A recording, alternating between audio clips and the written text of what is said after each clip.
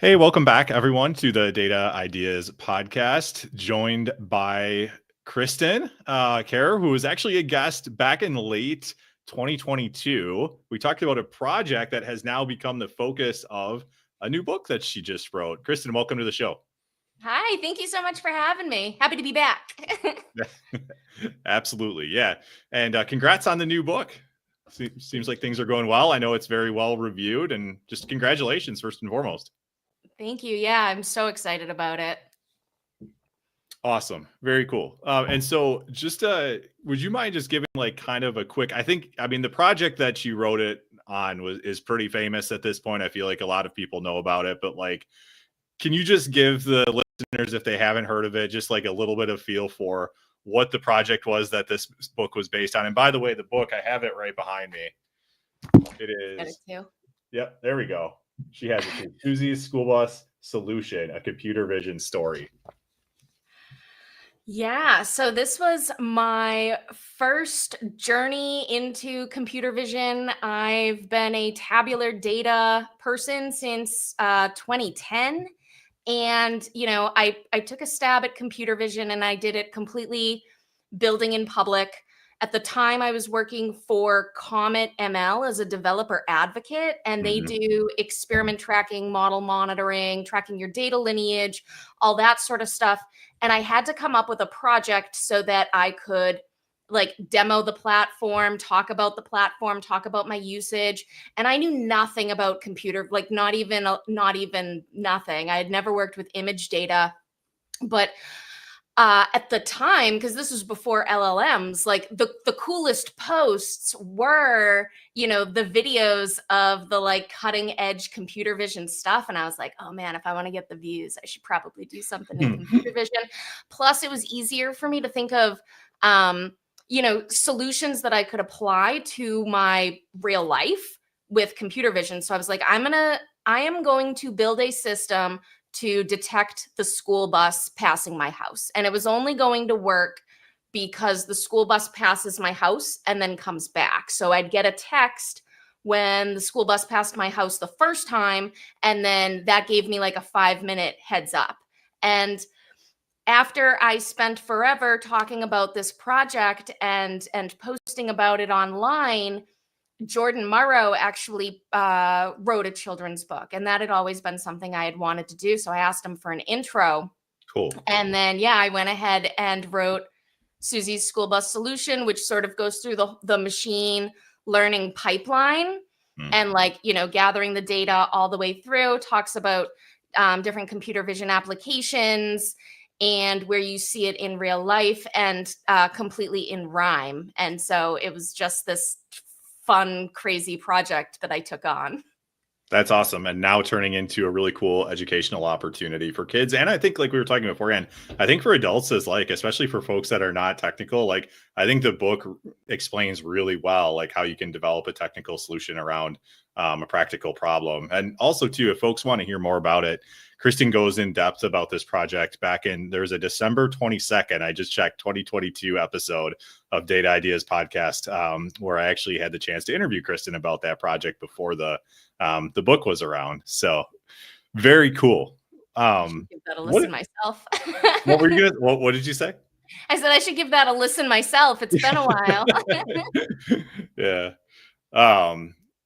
So what have people been like? What kind of feedback have you been getting on the book? Like, what have people's kids been saying about the book? Like, how did your kids react to it? What's kind of the feedback you're getting? Yeah, so they love it. And, children and adults feel like they're learning. And Mhm. so the feedback has been so positive, Mhm. but it's a blessing and a curse, right? Because like even adults are learning. If you look at the cover of the book, you don't necessarily know what it's about. Like I'm giving a reading at Barnes and Noble on Saturday. And so I started promoting and I promoted on Reddit, and people are like, well, what is computer vision? And it's like, you have to really take a step back, especially I'm so used to speaking in our community, or, if I'm like presenting to kids, it's like, well, I'm going to tell you about what computer vision is. That's what the book is. But when you just see the book, I forget that the majority of people do not actually see computer vision and think autonomous cars, think Sure. apps opening up with their face. They don't know, they haven't heard it, they're not familiar. Mm-hmm. Very cool. And where is the Barnes and Noble that you're doing the reading at? Oh, so that's in Leominster, Massachusetts at noon. If anyone happens to be in, Boston area. Very cool. Awesome. I do know some folks in the network in the Boston area. So if you're listening, consider taking yourself or your kids out to the reading and picking up a copy of the book. My kids loved it. We were talking about that beforehand. I set the copy of it when I ordered it right away. I think I actually pre-ordered it, and then when it arrived, I set it on our bookshelf, and my daughter kept asking about it, and so the cover is really like captured her attention. She's 7, and read them the book. And my son, who's a little older, was like, he was ducking in, listening. And he was like, wow, she's going to be on your podcast, and she was on your podcast. And like, when she first did this project, like, I want to listen to that. And so it just like, it captivated their attention, and it told again, like I said, I just told it in a really simple way that I think kids and adults can both benefit from. So yeah, congratulations again on getting this out there. Oh, thank you. So the book takes a pretty complex technically there's some complexity to the project that you built, right? And so, but you turn that technical project into this simple walkthrough. Like, can you talk about, was that hard to do, or like how did you do that while you're writing this book? What was your approach? I think, and it's funny because, when I speak, I always sort of make a nod to how much social media has helped me in my career. But it's one of those things that I think for a while, one of the like hot topics, like things that people posted about frequently, was like, here's the pipeline. You gather data, you clean the data, you build a model. If it doesn't work, you add more data. If, and gave this like, so I sort of, and it also helped too that it was my first computer vision project. So I was specifically looking for, what are the similarities and differences between what I know, what I'm comfortable with, and what's going on. Like, what can I extract in terms of like the main themes across like all of machine learning versus, what's different in this specific domain. And so I'd spent so much time thinking about it, and so much time just talking with other people about like, the CRISP DM framework and all the other things that we talk about as data people, that I think at some point it just became easier to think about. Plus, I have a 7 and 10-year-old. So I'm like, I'm in it with the, with the, sort of where their level is, what they're able to understand, and how much, how much detail I really need to give to get across. Very cool. And you mentioned that you did a reading at one of your kids' schools. Were the kids like asking you for autographs afterwards, or like, were they like amazed that the author came and read this book to them? It was so cool. Like 5 kids raised their hand just to tell me that they really liked it. And it was awesome. So cool. And I left a copy with the teacher, and it was just super fun. And I'm like, I just can't express how much of a fun project it's been. I have like cute like marketing materials behind me. I have stickers that say Susie's School Bus Solutions so that I can print them out. It's become this whole like, it's more than data at this point. It's for sure. It's just fun. Yeah. That's cool. Yeah. And I like, you mentioned Jordan's book. I don't know of a ton of like data books. I know like Cole Nussbaumer Knopflick has the Daphne Draws data book as well, but I don't know of like a ton of books, like data books for kids per se. Do you know if there's like a lot out there? Or? No. So actually, so Chandra Donaldson was the first author on the book with Jordan Morrow, and she had pitched, I don't remember how many publishers she told me, but it was something like, don't quote me on this number, but it was like 20 or something. Like she had been pitching publishers for a couple years, multiple a year, and kept getting told no. When people see that I wrote a children's book, they're like, oh, you had already written a book with Wiley. Why didn't you go with Wiley? Well, at the time, when this happened, Wiley didn't have children's books. I think Cole's was the first one, and that was like September of last year. Like it's very, September, October of last year. So it was very recent. So I'm not, when data books come out, I am, the first in line to get them, but I haven't seen any like real traditional data books. Like there's Rosie Revere Engineer, which is, about a girl who wants to be an engineer. There's like those board books, they have Bayesian statistics for babies and neural networks for babies, and I own all of those. But there weren't, um, you know, there aren't a ton of like actual data books. And then specifically, I wanted to write about the pipeline. I don't know of any machine learning pipeline children's books out Right. there. Yeah. Yeah. Well, very cool that you're bringing some of this education in a fun way to children. That's awesome. And what lessons do you hope that both kids and maybe adults alike take away from this book? I mean, I just hope that there's like some kid out there, because to me, it feels like when people talk about AI, it's robots, it's, something we're like transplanting into a story, and the kids are going to think about this as a black box. And I Sure. just want it to. And sure, they're deep learning models, and we refer to those deep learning models as black boxes, but I'm just saying, like, I want to demystify the process for somebody else to look at it and be like, wow, you know what? That's something that I could do someday. Like Mm, that makes sense to me. You take the data, you train a model, you write some code and you deploy it. And so yeah, so I really just hope that there's like some like budding nerds out there who, look at it and say like, wow, that looks like something I could really get interested in. And I like sure. building and I want to build in that way. That's cool. It'll be interesting to hear. I'm sure that the book will inspire some folks to do their own projects, and it'll be interesting to hear what some of those projects are. Have you heard of like, has anyone like said they're going to start a project or anything like based on the book yet? No, no, no. Yeah, it's funny.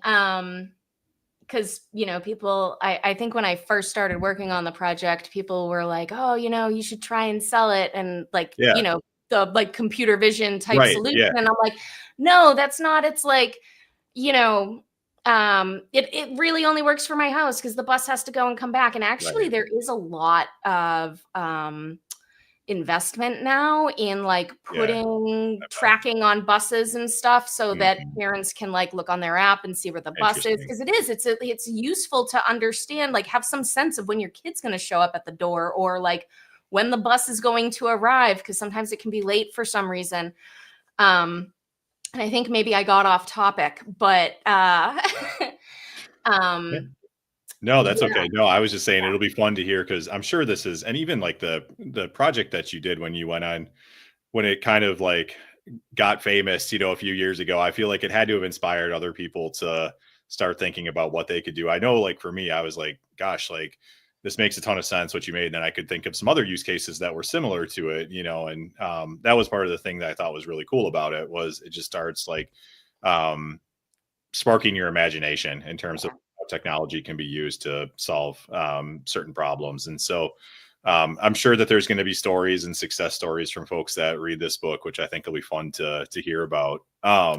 One thing I just wanted to mention to the audience: if you are tuning in live, if you're tuning in live, give us a shout out. Let us know who you are and where you're coming from. It's always good to see who is joining live.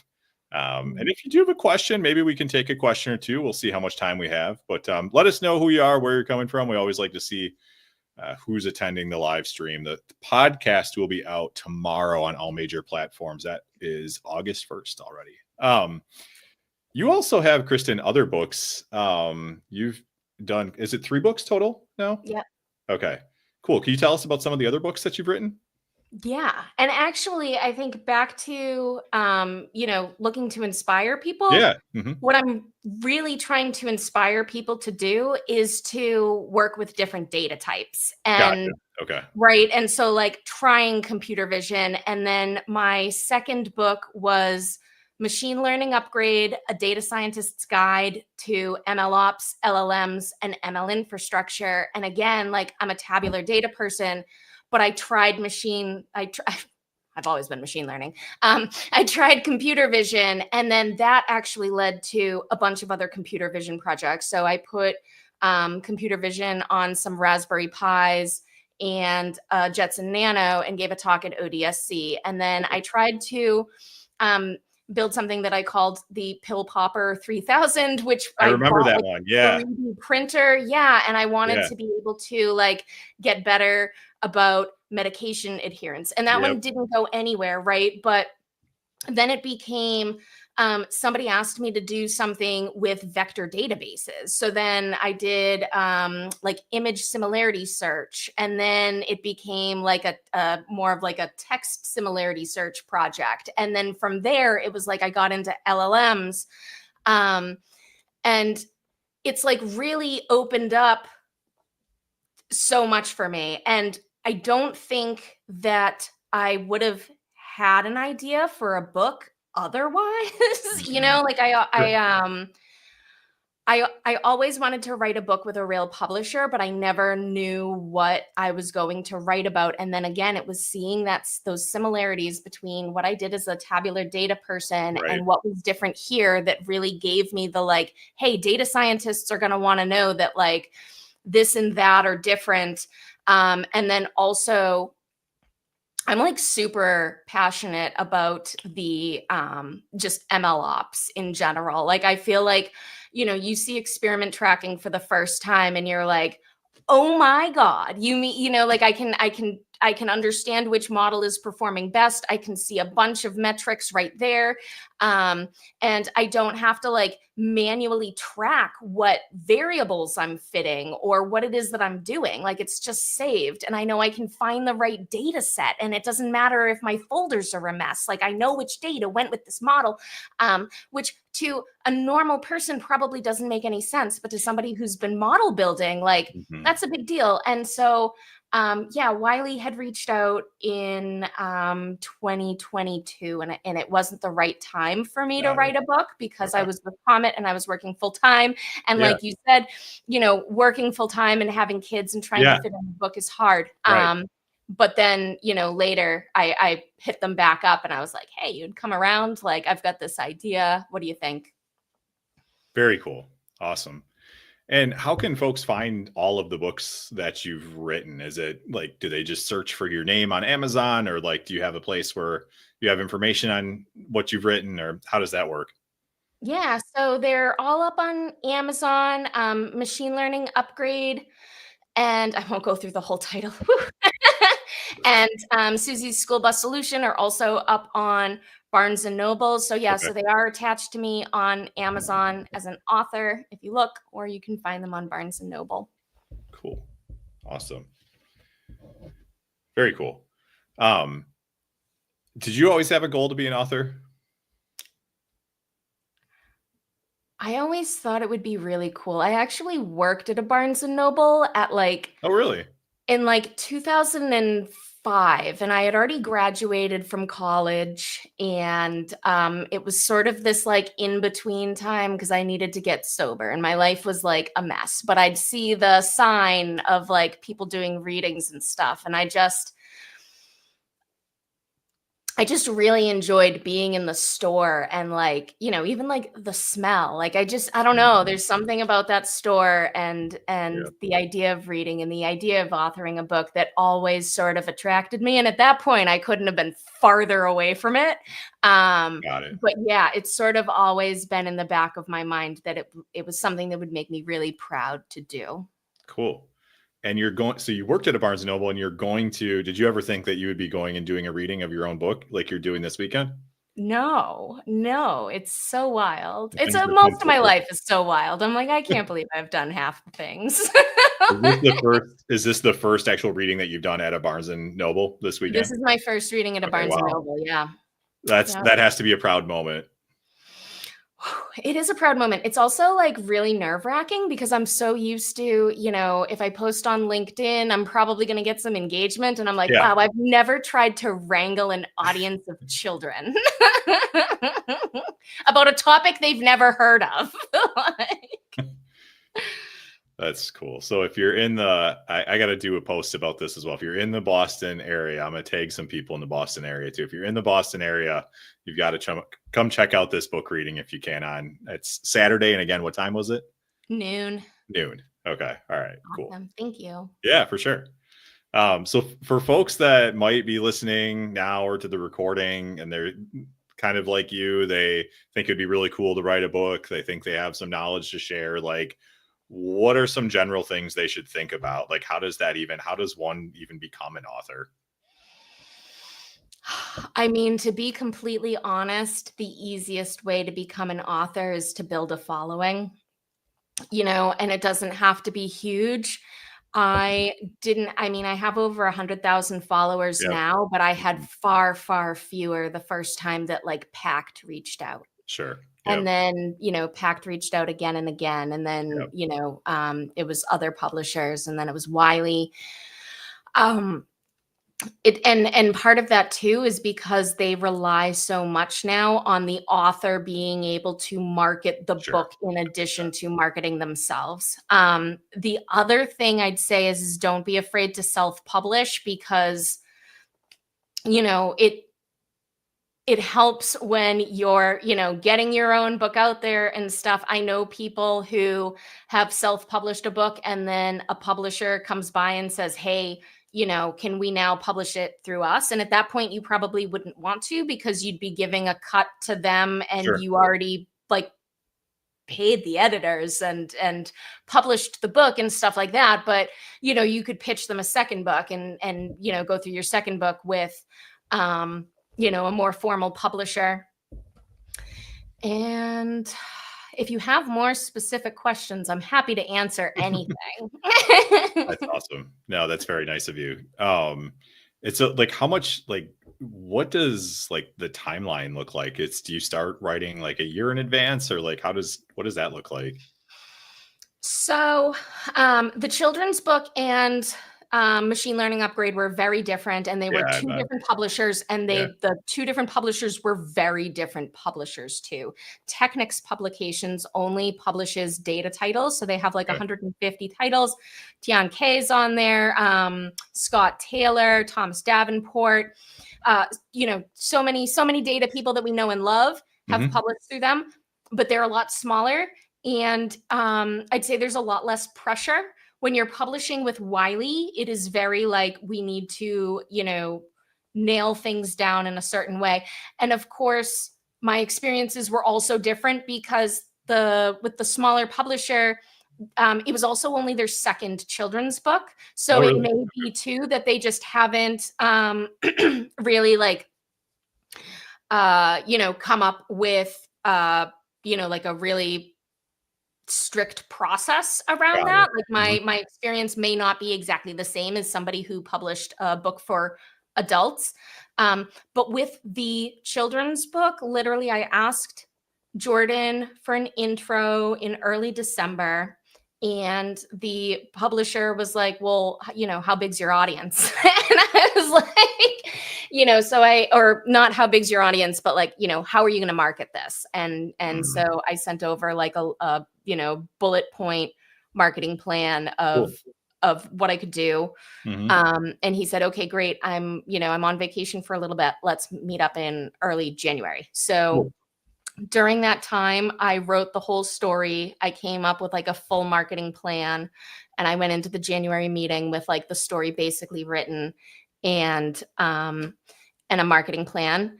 And he was like, great, let's do it.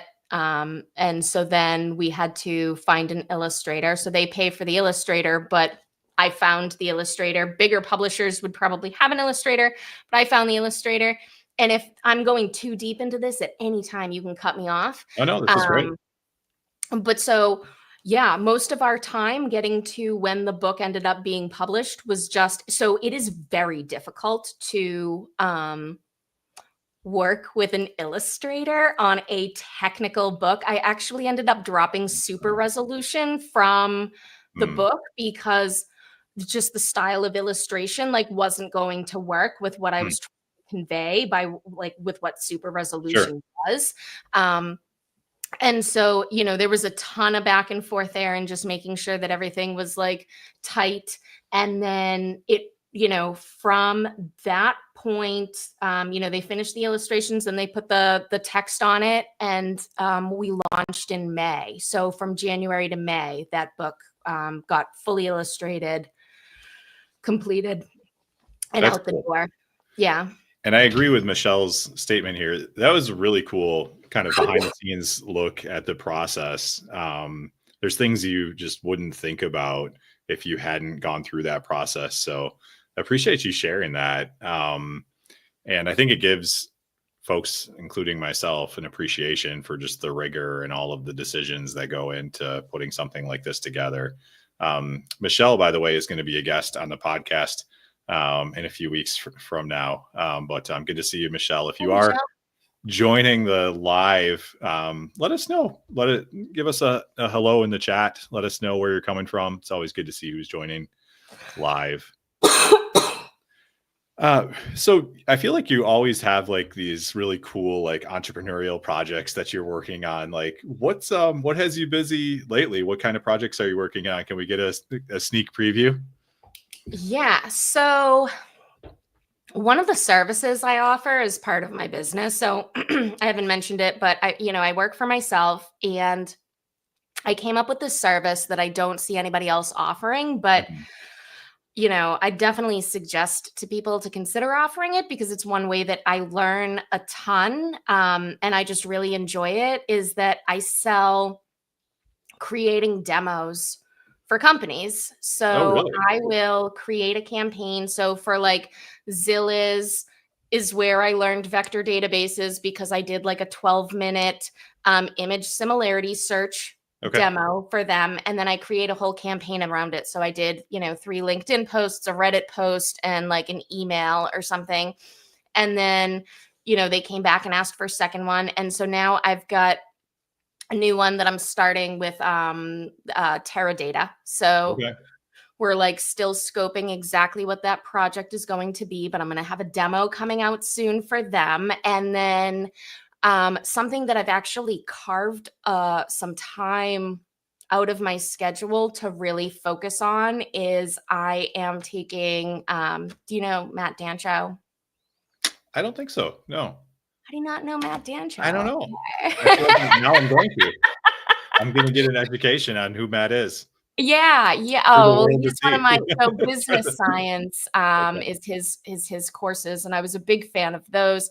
But he just started a new company with Jason Strimple called Quant Science, and so Jason has been like algorithmic trading for 20 years, and so they're teaching that, and so I've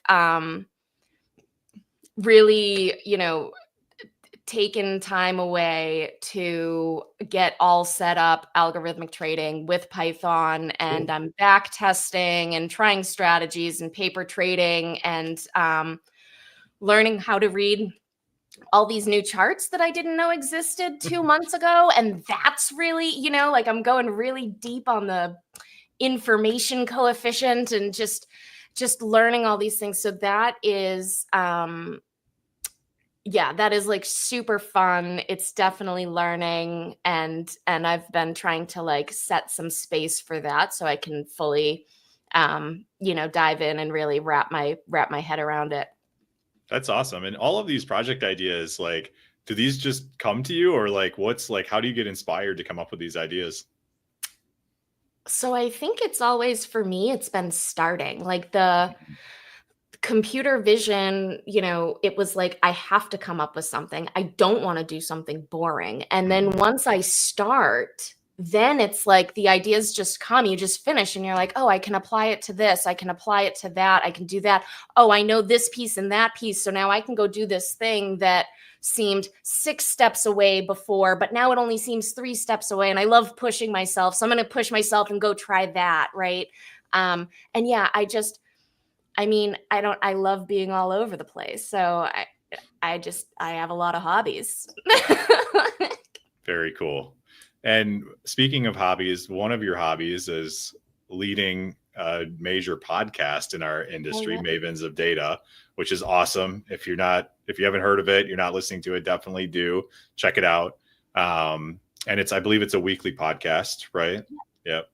How did you become the leader of this podcast with Maven Analytics? What did that journey look like? I mean, the short story is so John Poller at Maven Analytics was my boss in 2013. Okay. Like I said, this is a short story, so I'm going to go to the Okay. end.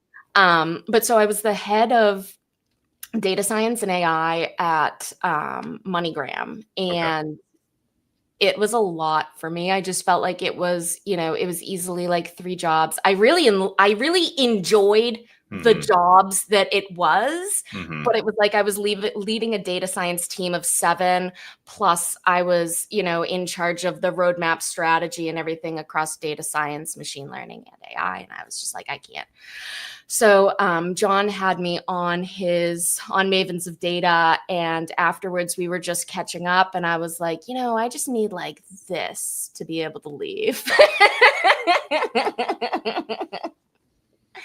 And and some things fell into place, and then I left MoneyGram and became a podcast host. Wow. Okay, cool. Well, I think there's a lot of lessons there. One thing I think is really cool is that, sometimes just sharing what you need and asking, you'd be surprised what happens, right? That's really cool. Yeah. No, it certainly was cool. I think I've always sort of been like bold in a way in my career that like would make most people uncomfortable. Sure. Yeah. Yep. Cool. I mean, not that, no. I mean, it wasn't like I never said I wanted to host Mavens, but it was like, Mhm. I'm just like very open. And then he's like, you want to That's host awesome. Mavens? And I was like, I do.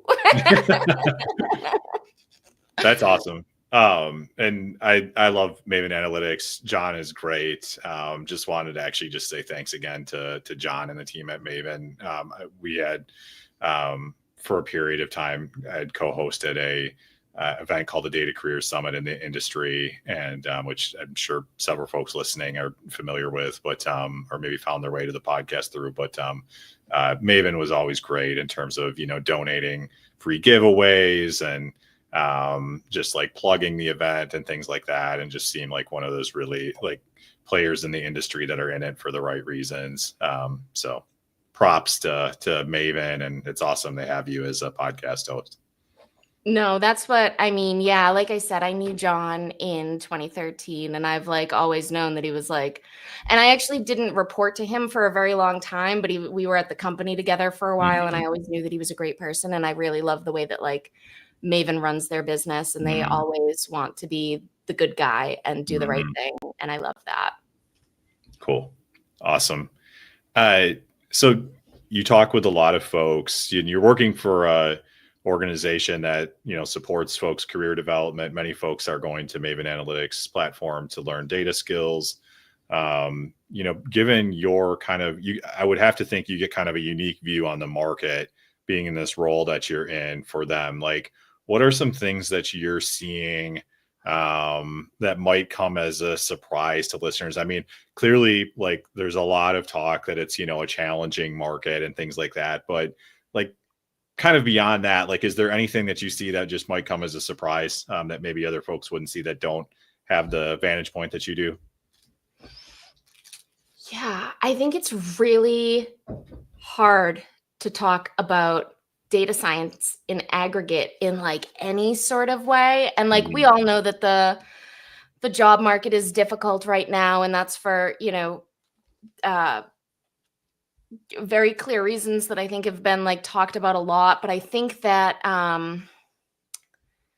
there's still a lot of opportunity available, and I think that that opportunity can look like just like almost like it's so vast, and that's part Mhm. of what's beautiful. But like if you are um at a smaller company, you get to be scrappy in a way that is so cool. I had a company hire me to build like an LLM powered app for a healthcare Oh, wow.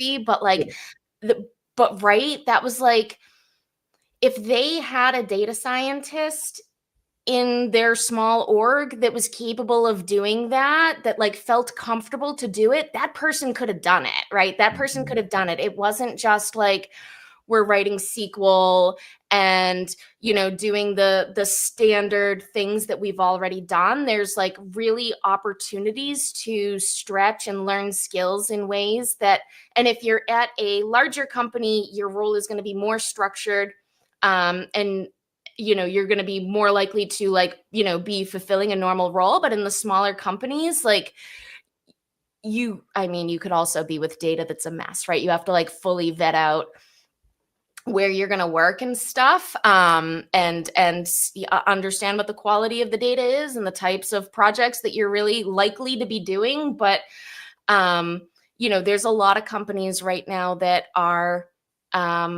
seeing the use cases for computer vision and LLMs, and you know, when they don't have an AI team because they're less mature, like sometimes it does become like, hey, scrappy person, go prove this out, see if we can do this, and you can, you know, have opportunities to get your hands dirty in a way that is really cool, and that's something that I think if I was earlier in my career, I would be thinking about heavily when I went to go get a new job, is that for me, I'd want to be someplace smaller.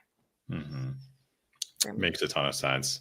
And I think too, you know, even if you don't have like data or analyst or data scientist in your title, like you can still do those projects if you have the skills or even the interest in learning those skills and applying them.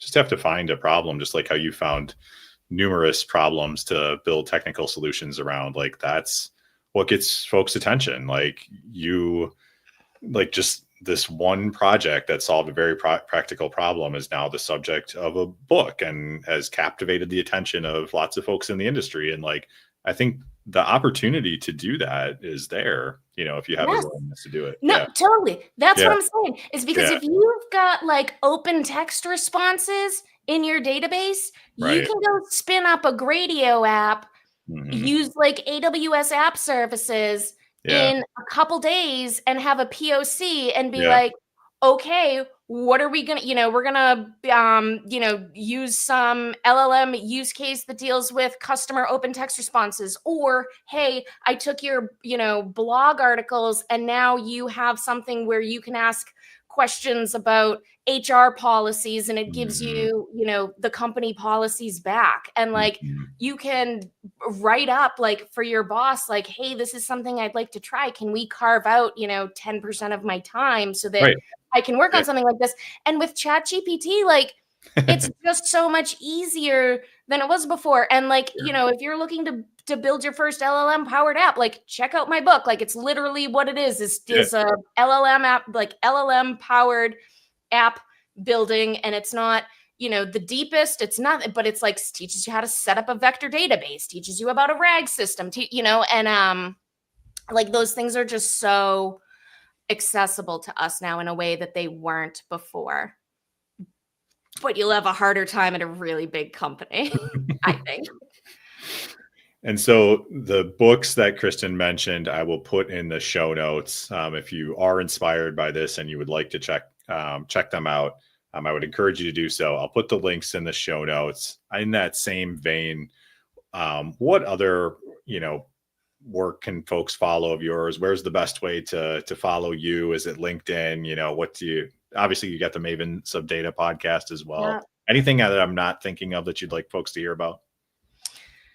Yeah, no. So Mavens of Data is definitely the best. LinkedIn. I just started a Substack. I'm not going to lie. No one's there yet. So yes, LinkedIn is definitely where I'm the most consistent, and Maven.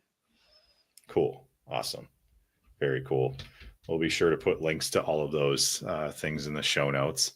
But I know we said we would try to go for 40 minutes. We're at 39 minutes and 14 seconds. So I want to be mindful of your time. I know you've got a full evening here. So thank you so much for taking some time to come back and bring things full circle from that first episode that we did and talk about your book. I'm going to pull it down here. Yeah. Here it is again. So yeah. No, Susie's, I always love chatting with you. Yep. Oh, sorry. Yeah, for sure. Oh no. just put it in Susie's School Bus Solution, a computer vision story. Make sure you check it out. We'll put the link in the show notes. But yeah, no, thank you very much for coming on. Thank you. Awesome. Make sure you follow Kristen, follow the Mavens of Data podcast. Check out her books. They'll be in the show notes. And thanks again, Kristen. It's always good to talk with you. Thank you so much. Take care. Bye.